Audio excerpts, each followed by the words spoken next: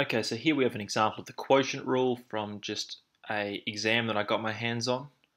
We're given a function f of x here, and we're told it has a local minimum here. Okay, so we are asked to show that the derivative is this. Now, this is where we have a function, and another function separated by in a fraction, so a rational function like this. The quotient rule is probably the easiest way to figure this one out. Now, just for those people who are unaware what the quotient rule is, if you have a function of x and it's made up of two different functions separated by a fraction, like a function at the top and a function at the bottom, a derivative of this is going to be equal to the derivative of the top function times the bottom function, subtract the top function times the derivative of the bottom function, all over the bottom function squared. Okay, so let's get cracking. This question's worth 3 marks, so it shouldn't be too difficult for us to do. So we can get straight to f prime of x. Use their notation, it's always the easiest way. The top function, 3x minus 9, the derivative of that is just 3. And the bottom function is just x squared minus x minus 2. And we're going to subtract the top function, we keep it the same.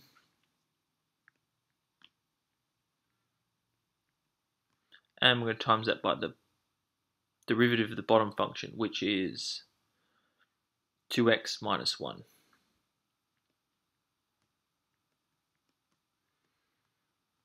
Cool. And that's all divided by the whole bottom function squared. Cool. So that's me using this quotient rule up here. So basically the rest of this question is making sure that you know how to do algebra.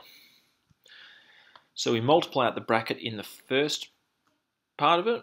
We have 3x squared minus 3x minus 6 now we have to multiply out this binomial. So we have, I usually put this in a bracket, we have 3 times 2 is 6x squared. We have 3 times negative 1 is negative 3, add 9, negative 9 times 2 is negative 18, so negative 21. And then we have negative 9 times negative 1 is 9.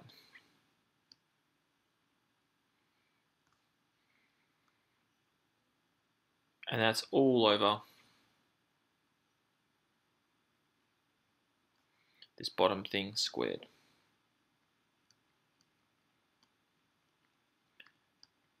Now, word to the wise, you should always kind of keep glancing up at what their one looks like, because it'll help you figure out what parts of your equation you've got to work on. Now, our bottom part, or our denominator, is exactly the same as theirs. So basically we're good to go with the denominator, so we can just keep working on the numerator and try and get it to look like what they've got. So the next thing we're going to do is we're going to combine our like terms in the numerator. So we have 3x minus 6x is negative 3x squared. Negative 3x take negative 21 is like saying negative 3x plus 21x is positive 18x. And then we have negative 6 take 9 is negative 15. Great. And all of that is over that same bottom. Bit of a trek to right, but oh well. You win some, you lose some. Cool. So, what we can glance up at theirs, and they've got a 3 sitting out the front of their quadratic. So, and I can see that I can take out a factor of -3 in my numerator. So I'm just going to do that. You're kind of just going through the motions at this point.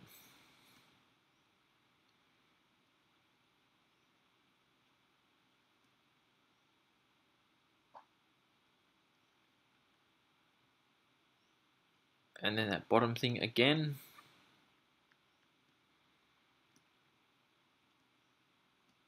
Cool. Now we can just factorize this quadratic inside the bracket.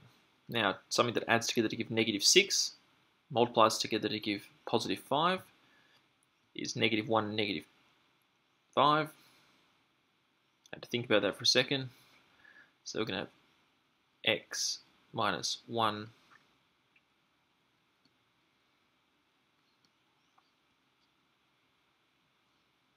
all over that bottom thing.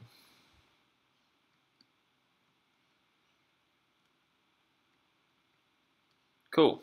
Now we can look at that, glance up at theirs. Ours is exactly the same, so we can be pretty confident that those 3 marks are in the bag. So, and then we work our way down to the second part of the question. It says, hence or otherwise determine the coordinates of the local maximum value of f of x. Okay. So, we know that, well, hopefully you know that a maximum or a turning point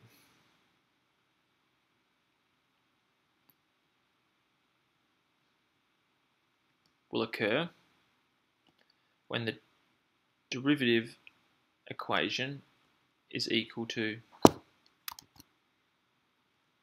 0. So, now here is our derivative. Now, in the interest of time, what we could do is we can say, well, when this is going to equal 0 is when the numerator equals 0. The denominator, the derivative won't exist if the denominator equals 0. So we just have to find when this numerator is going to equal 0. So we can just write down our numerator, which is -3 bracket x minus 1 x minus 5, and we're going to set that equal to 0. Now we're going to employ something known as the Null Factor Law. Now for those of you who need their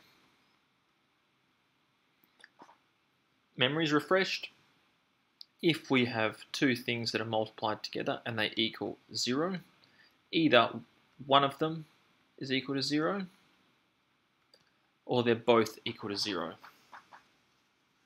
So if we have 2 things here, we have x minus 1 times by x minus 5, and they equal to 0. Either x minus 1 has to equal 0, so in that case x would have to equal 1, or x minus 5 would have to equal 0, and in that case x would have to equal 5.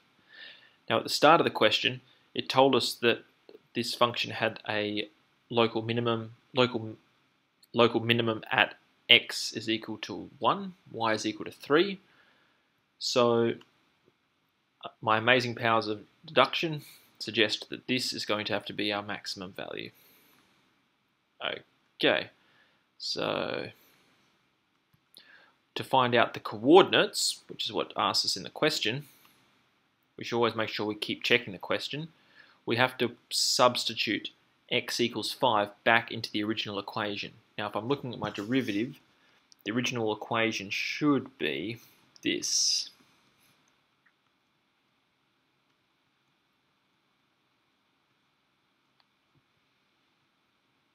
Okay, so we have to substitute 5 into here. So what we're going to do is that'll basically give us f of 5, which is equal to 3 times 5 minus 9 over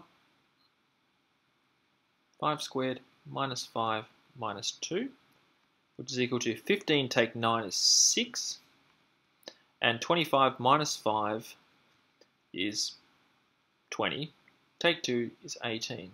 Now this can be simplified obviously to 1 over 3.